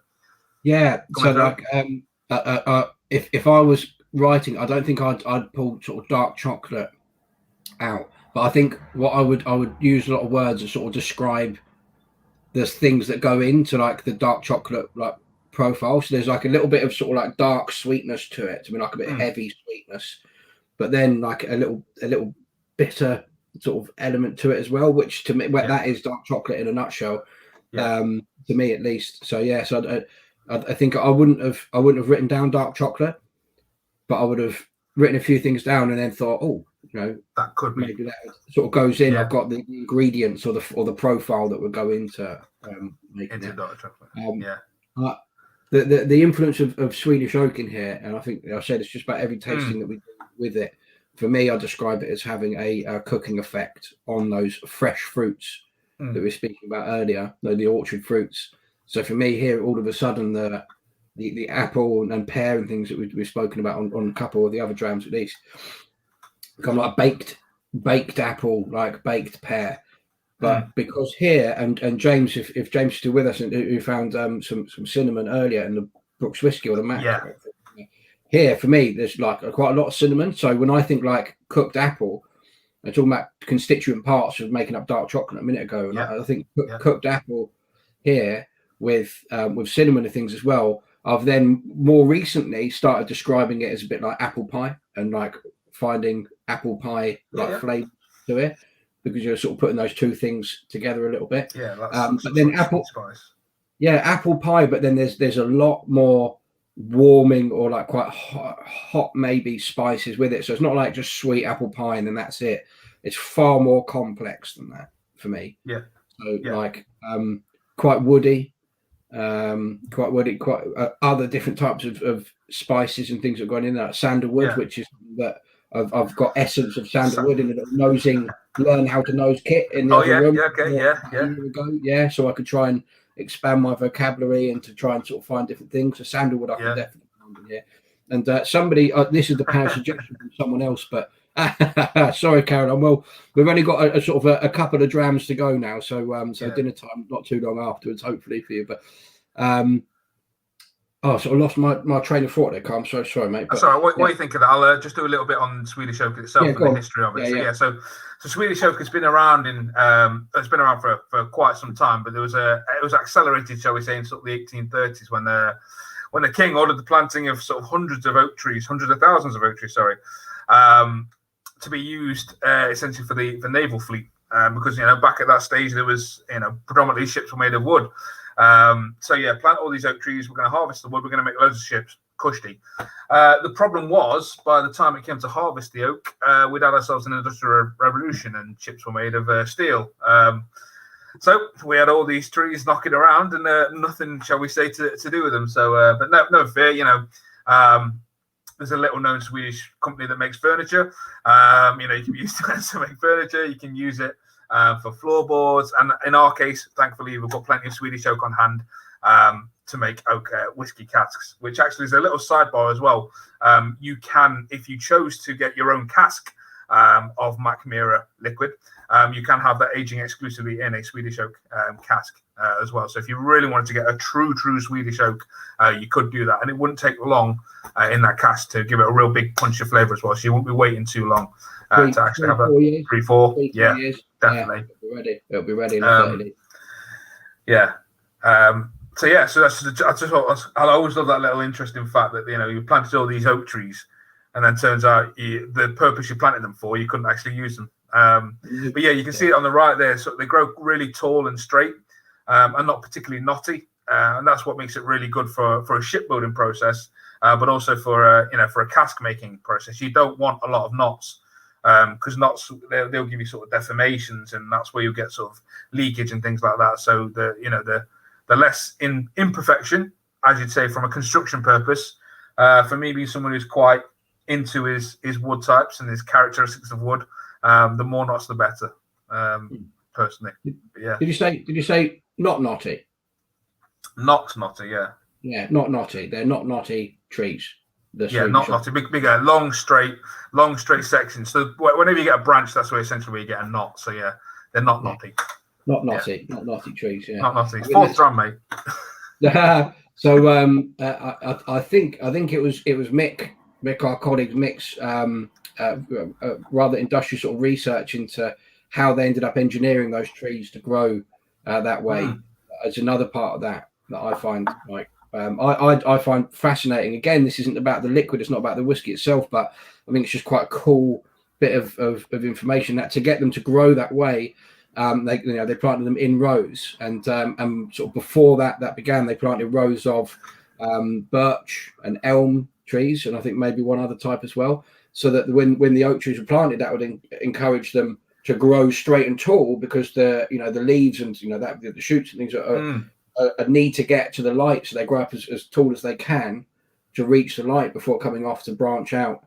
And because it's not going to grow a branch if it's not finding or sensing any light underneath, because these other trees are blocking it. And I think that's just it's quite old school technology, whatever you might call it, because I don't want to undervalue it and call it rudimentary, but that effectively what it is, very straightforward thing, but it's engineering in sort of in an agricultural way. Agricultural sense, yeah. If it works, it works, Rich. Yeah, if it works, it works, which is a phrase that I will use when we talk about the smoking container that we use for. Nice. That's a good segue. Yeah, if it works, it works for sure. So Tom's just tried a square dark chocolate with the Eck. Definitely need suggested food pairs for these tastings. Maybe that's something we can do in the future, Carl, because we have. I was thinking that whiskey and cheese one is because we wanted to start doing some other things, just to sort of try and branch out. So it's not just whiskey all the time and doing things like that. Just have an experience and stuff too. And I think so food stuff, definitely chocolate. I think I said at the beginning, cheese and chocolate for me with whiskey goes together incredibly well. And I see dark chocolate going quite well with this one in particular. Pete getting a sweet oakiness for him. Not sure about this one, to be fair. I think sweet oakiness, I would concur with the sweet oakiness of this. That sort of goes a little bit with what we were saying a minute ago. about some sweet flavors, but then a bit woody as well. Not sure about this one, Pete. So let us know, what was your favorite? I suppose the other end of the spectrum to this would be the Björksav, I guess. Let us know if you sort of land anywhere in the middle, if the Björksav might have been your favorite one so far. But this is robust and heavy and spicy. It's not the same. Obviously, everyone's drinking it, you can tell that yourselves now, but it's a completely different profile to the three that preceded it.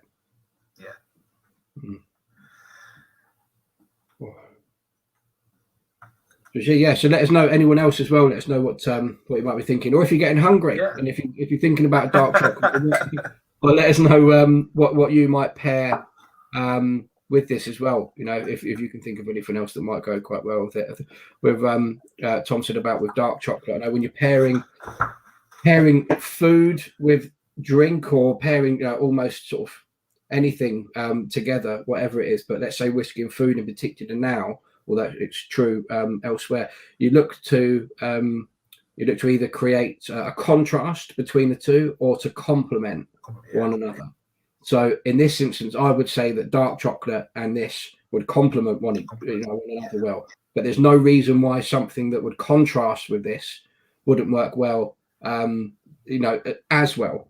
So contrasting, I mean, the laziest thing for me to choose in this instance would be milk chocolate, to say, because that's got that sort of, a different side of it. That would be a contrast as opposed to a complement. Yeah. I was trying to think what would be a contrast for this one's egg, actually. Pop to the fridge, have a look, go. Well, I think I've got some. I think my partner, she's made some dark chocolate crunchy, like homemade crunchy. Because we're popping up to the in-laws tomorrow, and so I might after the broadcast sort of snaffle a little bit and have it with a bit of the afterwards. See how it goes down. Snaffle another little bit off and put it in the post to me, Carl, as well, and I'll give you my critique, mate. Any home cooked goods, I'm all over. I've just had a message from Connor in the background. Connor, I said at the beginning, is our man number 3. He's the one pulling the strings. He's responsible for this beautiful picture in the background that we came back to and was surprised to find. That said fruit pastels with this would be fantastic. I suppose it depends on the colour. I'm a purple fruit pastel man, if I had to choose, with a dark coloured one. But maybe a fruit pastel. Carl, what do you think about them? I can see that sort of like the intense, over the top sweetness, shall we say? Very, very sweet. Chewiness, okay. I mean, it's difficult because I love fruit pastels. So, like, fruit pastels at any time, in any situation. Do you know what I mean? It's going to work. But I think this is one of the things that would be nice when we get out in the real world a little more, the real world, as it were, because we can have that round the table kind of discussion about these things. You'd have like your fruit pastels on there, you'd have a bag of bloody kettle chips or whatever. Like you could experiment this thing sort of all together. I mean, we encourage you sort of at home to do that as well. Have fun with your whiskey. Like, whatever brand you're drinking, play around with it, experiment with it. It's there to be enjoyed in different ways. So yeah, I couldn't agree more with that. And I think we say, I'm surprised we haven't gone down that sort of something of a rabbit hole already, because in particular myself, I always like to emphasize to people, have it your way. There's one right way to drink whiskey, and that's however you want to drink it. And if somebody in your life has told you there's only one way to drink whiskey and that's neat and nothing else, then fair play to that person if that's what they want to do. But I think everybody should feel free and at liberty to enjoy it however they see fit. And Caroline there saying, Björksav would be nice with a hazelnut meringue. Nice. That sounds rather interesting to me. Nice. Yeah, I mean, I love a meringue and I like hazelnut. I've never had hazelnut meringue, but that sounds delicious to me, and I can imagine that going quite well in a what do you say, in a complement sense? Possibly. It's a bit more nutty, right? Well, obviously hazelnut, but that's sort of like a sticky sort of thick, creamy sweetness to it, whereas with Björksav's quite delicate, fresh sweetness. Yeah. I might put that in the contrast category, maybe. Which is equally as good as the complement. Both of them is creating an experience and stuff each time. And the other comment we saw from Caroline saying love Björksav. Normally the rook is a favourite. Caroline, I can straight away see that Caroline, like me, doesn't know how to do the umlaut on a keyboard. I've got no idea how to do it either. Caroline, for rook. I still, to this day, I probably should just learn, but every time I send an email to someone and I'm being pedantic with myself and I need to put the umlaut in, I Google it and copy and paste it into the emails that I do. So, there's a sort of a useless life hack for you there. And just saw another comment pop up from Caroline as well, saying made hazelnut meringue, nice. Made by her mum, who was a chef. So some skill there, I suppose. Caroline, if you've got some sort of recipe you might be able to share with us, please do email in or comment in and let us know, because I'd be interested in making that. I love a meringue. So Cole, anything else that you'd like to add or include perhaps about Svensk, or should we move on? No, I'm golden, mate. I think shall we roll on to the Svensk? Yeah. I'll just even. I'll just put this while you're nursing that one. Yeah. So we'll move on to the Svensk Rook. Yeah. Again, 46.1, the magical number. I'll get started while Richard's finished. So Svensk Rook literally translates to Swedish smoke. So hopefully when you crack this open, we'll have a good little smell of it. You'll kind of sense why we've gone with this one last, shall we say. Probably worth doing a little palate cleanser like Richard's done there as well, to sort of like get yourself as reset as possible. Micky mentioned earlier as well that oat cakes were quite good as a palate cleanser. I've heard also that dark chocolate is quite good to sort of reset your palate in between drams as well, and also coffee. Coffee beans. Is another one. Coffee beans. Yeah. Coffee beans. If you get a jar of coffee beans and give a big sniff of coffee beans. I think if you did it with like powdered coffee, instant coffee, you might be in trouble. Coffee beans work a treat. Actually, I could do keeping some of those in the house, because I tell people absolutely them, it's not actually something I've ever gone out to buy, even though I certainly I could do with them. So Cole, I'm happy to sit back and let you do the legwork for the last one, mate. Oh, go on then. There you go. I like that. Just hand it off nicely. So Svensk Rook, 46.1%. Smoky and herbaceous is the sort of, in a nutshell, description of Svensk Rook. In terms of casking that's gone into this one, so we've got a range of different cask recipes. This is one of the kind of themes of Angela's whiskey making, is that it's not specifically prescriptive in terms of how you use certain casks, or how you have it in for a certain time. It's very much a recipe, a concoction. So she may take a little bit from here, a little bit from there, a lot bit from here, that kind of thing. So if I cast from sort of 30 to 128 litres that have gone together in this one, I mix things like American oak, you've got Swedish oak, you've got ex-bourbon casks saturated with Oloroso sherry as well, playing into that. So very, very complex in terms of flavour. Let's get a little bit into it. And again, as before, if you've got any comments on what you're getting from this one in terms of nose, in terms of palate, let us know. But smoky, herbaceous. If you've not tried any smoky whiskies before, we tend to say this is quite a good one in order to sort of like to bridge you into smoky whiskey. If you've already been a fan of smoky whiskey for quite some time as well, we feel, and myself as a smoky whiskey fan, this is a good one to kind of, it gives you a little different angle for smoke, I think. What's your sort of thought on, mate?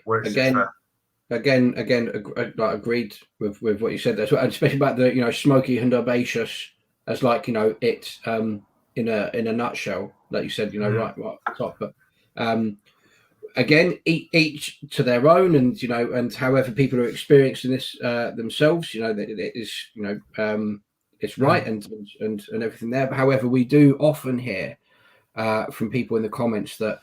And as I think, as Laura has just said here, sort of, loosely speaking about what I was about to go on to say, was Laura said, not usually a smoky fan, but this has really grown on her. This is Laura's, I think, third outing. She said at the beginning with us. So, three rounds with Svensk Rook and starting to grow up.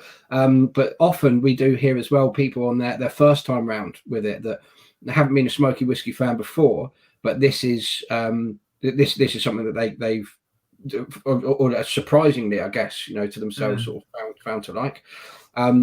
The assumption that I've always sort of made with that, and we've heard it, is that, and I think sort of I dare say, as dare enough, a safe assumption that quite a lot of people you have smoky whiskey from the first few times, at least, the more commonly or readily available smoky whiskies that you see out there, especially stuff that might be behind the bar in a lot of pubs or off the supermarket shelf, would be the three particularly famous ones from the southeast coast of Ireland. Whiskies that I've got a few bottles of myself on the shelf behind me. So Ardbeg, Lefroy, Lagavulin in particular. Other smoky whiskies are of course available, but those three have they're quite distinct in terms of profile between themselves. However, they're quite a common theme between the three would be the type of peat, the type of smoke that's there, and with that comes this sort of quite heavy smoke and medicinal TCP iodine sort of property to it, iodine, depending on which continent you might be from, and that medicinal thing, I think, as well as like a really heavy, rich smoke, can often put people off and make people think. Again, and I'm speaking just purely generally speaking here, can make people think that that's what they're all going to be like. So then when you find something like this, where there's not that much of medicinal property to it, you can find a little bit of medicinal note to it. I wonder if, like for me, when I find it, if it's just my brain thinking it's going to be there and projecting it there because I'm so used to other ones that I've just been talking about, but it's not really there in abundance. For this is more smoke forward rather than peat forward. And for that, I think that's all of that going into why some people, they try this after thinking they didn't like peated whiskey before, smoky whiskey before. They have this and realise, oh, this is actually different. The same way, and Carl, I know this is same for you in chats that we've had. The same way that a lot of people's origin story into whiskey is years of hating the stuff because they'd only ever tried some of the rougher things that might be around, and then finding having an epiphany moment where they're given something that's actually like, oh, this doesn't taste or smell like whiskey to me. This tastes and smells, this has got something else to it, and then all of a sudden you've opened up this big gateway into the wider world of whiskey when you realise it's not all the same thing that you've had these bad experiences with before. And that, for me, I think is what happens with this, where this is a different type of smoke. People have it. Yeah, I'll touch on Tom's comment there as well about that 46.1 being Angela's magic number. I think we all sort of, we universally agree sort of that is the magic number she kind of gets to. And if you look across sort of like the bulk of our range, certainly with the seasonals and, with the Eck and the Rook, 46.1 seems to be the number that she lands on as where she wants to be with it. And I think that for me personally, I think that's quite a good number to be sort of at broadly across the whiskey market. You can find some nice sort of easy drinking 40% whiskies, 43% whiskies, which for me tend to feel like they're good for sort of I guess warming the palate up, shall we say, before you start kind of going to different more challenging ones. And then when you get into the sort of 50s and maybe some of the 60s in terms of the cask strengthers, or some of those ones that haven't necessarily been brought under the 50 mark, that feels like sort of kind of a showstopper, end of the night kind of whiskey, not the kind of one you drink too much of, almost like a Guinness in as much like, I don't know about you, Rich, but like one Guinness for me is like I'm heavy and bloated after that kind of thing. But yeah, 46.1 I think sits really nicely in the middle, where you've got that balance between it's easy enough to drink on its own, shall we say, at that percentage, but it's still got quite a lot of body to it, quite a lot of character that's allowed to sing through it. And you also, as the whiskey drinker, have the ability to, like we've done a couple of times tonight, add a drop or two of water to it and maybe bring the alcohol level down a little bit and play with it and see what that does to the flavor profile there. When you're down sort of like the 40-41 range, it's kind of a case of, it's almost sort of like a as is situation. I think that you've got a bit more bandwidth, haven't you, at 46? I'd say, Rich. So we're not chill filtering because we're at 46% and above. Science dictates that just happens to be where the level is. We're not doing any of that. Natural colour in everything apart from the Mac, as Carl pointed out at the beginning. And so we're at 46.1% with all the seasonals and a couple of the core range and one or two of the other whiskies and bars that you see about as well. But when Angela's concocting her recipes, Patrick, when Angela's concocting her recipes and building building whatever the next release and things might be, she designs them so that they will work at that ABV, because that's as Carl was just explained like perfectly there. For all of those reasons is sort of why Angela sees 46.1% as the ABV to aim for. It's approachable, it's accessible, it's not overly approachable and a bit too easy. There's a little bit of there's some body to it left at that ABV. It's not so high in ABV that it's unapproachable for a lot of people as well. It's a sweet spot, and I think it's just where Angela believes, and I would concur, for what what's worth for me anyway, that 46.1% is the sweet spot for what we've got on the casks that we have, and the way that we mature our whiskey in the warehouses as well. Definitely.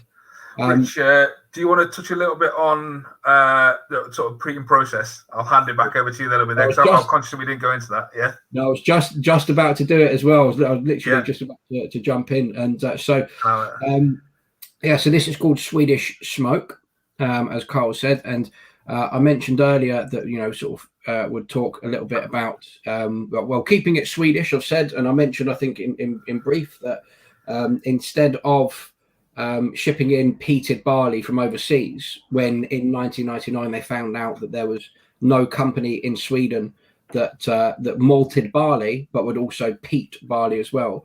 They went to great lengths to create to malt and peat our own stuff rather than shipping in from elsewhere, because we were the first single malt distillery in Sweden. I mentioned earlier, they sort of their responsibility to just be as Swedish as they possibly could, as opposed to just being another Scottish style whiskey that happened to be in another country. So they went to great lengths to go and do it. And where we are now at the Gravity Distillery, we've got, I can't remember what you said earlier, Carl, but if it works, it works, or whatever it was. If it works, it works.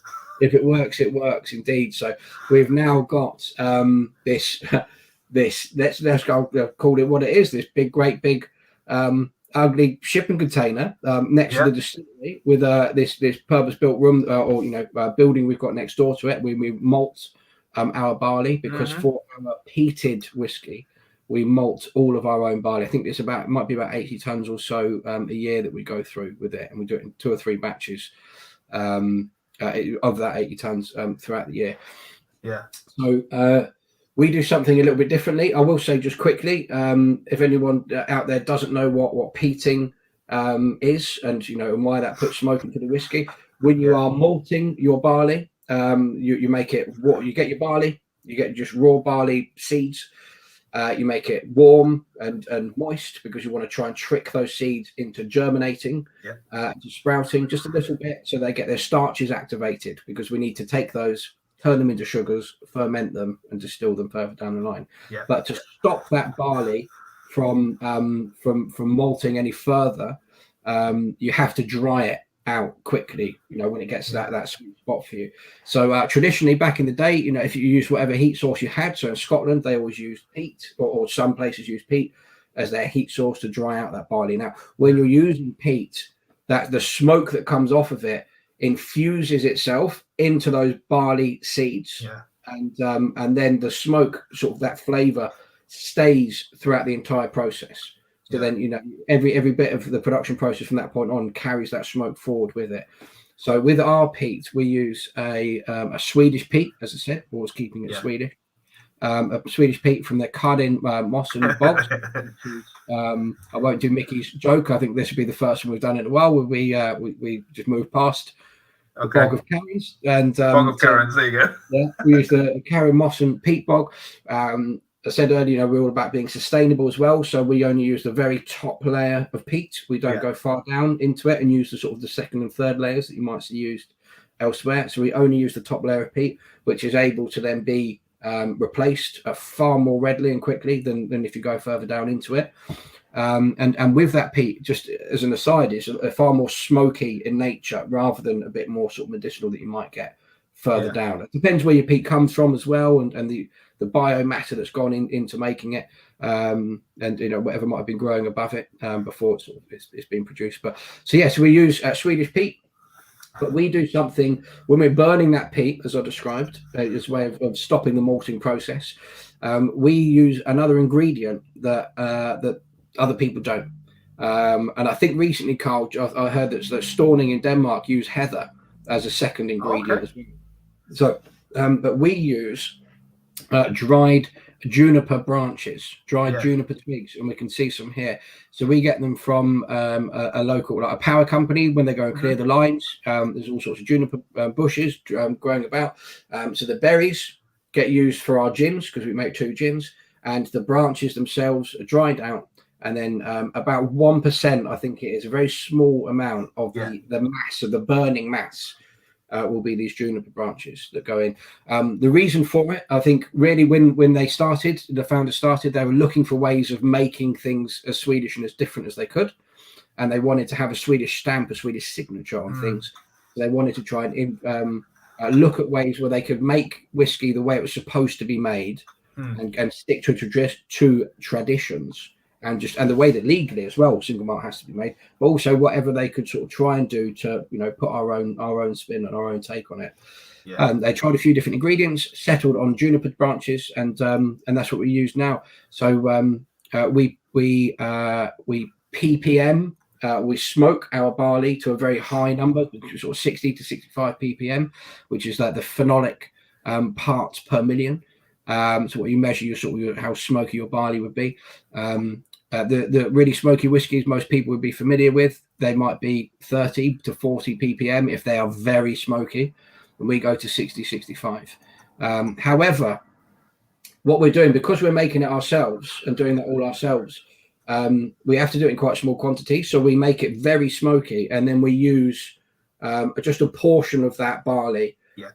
In also a portion of the barley that we use when we're doing a spirit run for our peated spirit will be that peated barley.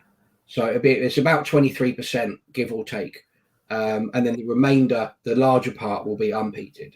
So without comparing it to something sort of half unnatural, but like squash, like orange squash, blackcurrant squash, like a concentrate, that's effectively what we're doing. So you're still getting that's not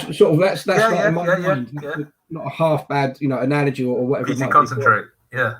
So that's sort of what we're doing with it, but because we've got to do it ourselves, and it costs us an awful lot of money to do it, and we are of the hundreds, if not into the thousands of whiskey distilleries now around the world making all sorts of different types of whiskey, we're one of fewer than 12 that do all this work ourselves, and that's because of how much they wanted it to be Swedish from start to finish and not order it in from overseas, which they could have done so easily. So anyway, see that there's a few different things, a bit of background about sort of how we peat things and our peating process. But the juniper branches, to me, I don't know, Carl, it adds like a bit of like dampness, maybe. Damp richness. I think body for me, I think is something that sort of comes out for me. So like some smoky whiskey can be quite sort of quite fresh, quite phenolic, quite sort of like toppy almost, if that makes sense what I'm saying there. Whereas I feel like the Rook, while you've got sort of like kind of, you've definitely got that smokiness there. There's this sort of like a rich, thick denseness to it. Maybe damp campfire twigs, I think someone has said before as well. There's one of the sort of notes that's come out. You probably had me say that at some point, like campfire in the rain. A friend of mine gave me that note, basically. It's what he said when he knows it, and said, a campfire in the rain, and I thought it was a very poetic taste note there. Just to touch on Tom's comment as well briefly about any chance of getting Angela on one of these sessions. Probably not maybe on one of the sort of core tastings as we do it, but keep your eye out. Follow us on Facebook and on YouTube. Maybe in the near future she might be making a guest appearance. Maybe or maybe not with any new whiskies coming out. Maybe or maybe not. Nudge, nudge, wink, wink, followers. So that's my not so subtle hint to keep your eyes peeled. She will be making an appearance in the near future. Keep your eyes peeled. I'd say that the whole hello, it's just me. Focus up. Well, you've got me just big screen now, aren't you all very lucky or unfortunate, I might say. Hopefully I'll Carl back at any moment. I imagine he's just accidentally closed the screen. Hello, Carl. back in the 100%. game. Back button on my mouth. So what, Coach? So we've all been working rather hard at something recently. We're putting a lot of work in. We're going to be doing something that's that we haven't done before, and that I don't think any other company might have done before either when it comes to whiskey as well. So keep your eyes peeled, and Angela may be definitely might be involved in that as well. And we're all looking forward to seeing how it turns out, and almost just as much looking forward to when it's done, so we can say that was good, and we can all calm down for a little bit. So with hour and 40 minutes or so in now, so let us know what you think about the Rook, the Svensk Rook, because that is the proper way of pronouncing it, of course. Let us know what notes you might find, anything like that. But I will say, Carl, what's your on the spot? What's your favourite of the night? And I'll go on to ask everyone else as well. Rook. It's hard for me to beat Rook. Like I'm a smoky whiskey fan, and again, like one thing you'll notice with Mackmyra is that we don't age any of our whiskies. That's kind of one of our key characteristics. We go for flavour profile rather than necessarily a certain type of age. We age the whiskey, but we don't put an age. Yeah, sorry, an age statement. I mean, sorry. So thank you for clarification there, Rich. Yeah. But the character for me in the Rook is again, it's got that. I love smoky whiskey, and it's got that smoke in there, but there's also the rich sweetness in there as well. And it's one that for a smoky whiskey as well. Sometimes I find with some smoky whiskies, it's a one and done with some drams, whereas with Rook, I feel like it's one I can actually have 2 or 3, 4, depending on the evening, and enjoy each one equally as much. And that's probably a good point to remind everyone as well that we do have that offer on as well for time, a very, very short, limited time. Use the code Björksav40 at Mackmyra.co.uk to receive 40% off any core bottling when you buy a Björksav. Björksav40, enter that code in and get yourself. So if you had 2 different bottles that you're enjoying this evening, again, like as long as one of them is Björksav, then you get 40% off the other one, and can't say fairer than that. And in the code, Carl, do they need to put the umlaut on the O? Umlaut optional. I think it's a no on the umlaut actually. Just to make it easier. Just the brutally over anglicised spelling of Björksav. Yeah. Tom's figured out the old grammar key. He's mastered with Tom Rook, and he's showing off. He's got the proper spelling of Rook there as well. With Applewood smoked cheese is the bad note. Nice. Not a smoky or peaty guy, but this is the deal maker. Yeah, all right, nice. So Rook, how you spell it, Caroline? Rook will do. We know exactly what you mean. It just if we had a Swedish person up here presenting, they might. They might weigh in there, but I'd say I just spell it with a normal O just about every time, apart from when I'm trying to be fancy in an email to some customers. Let us know what you've got. As Carl, I'll say to everyone in the comments, let us know what your favourites were, if there were any, what you thought about things, or which favourite and least.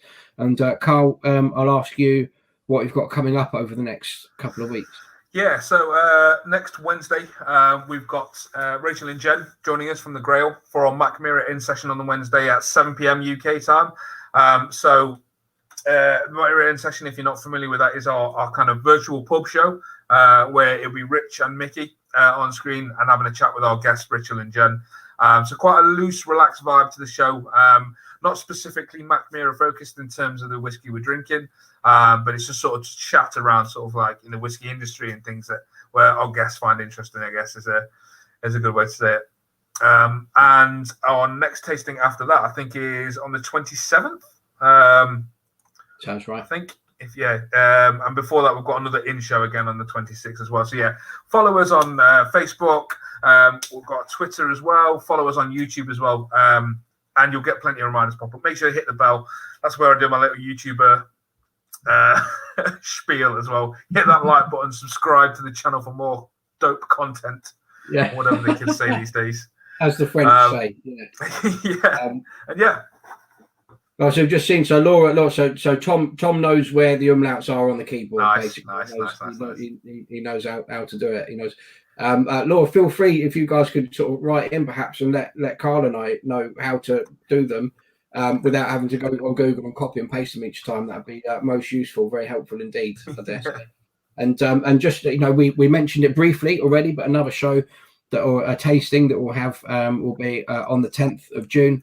Yet to be announced, so everyone's hearing it here first, where we do a whiskey, Swedish whiskey and Swedish cheese tasting as well, in partnership with Totally Swedish, at the Swedish expat shop that I mentioned earlier from London.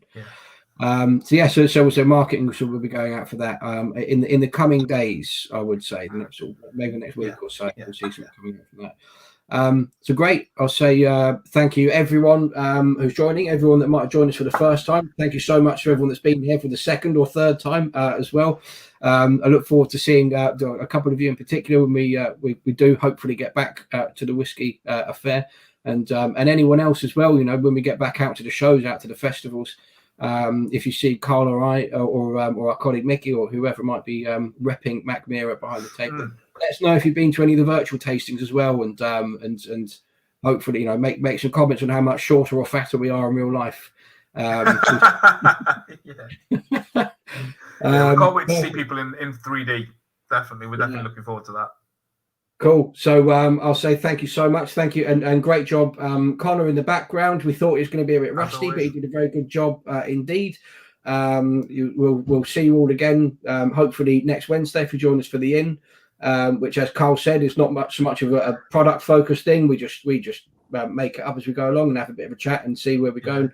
Half the time we have to try and remember that we need to talk about Mackmyra every now and then, because we just go down these rabbit holes talking about all these other different whiskies and eaty things and brand, whatever it might be. So thank you so much for joining us. Hope to see you all again sometime, and look forward to that.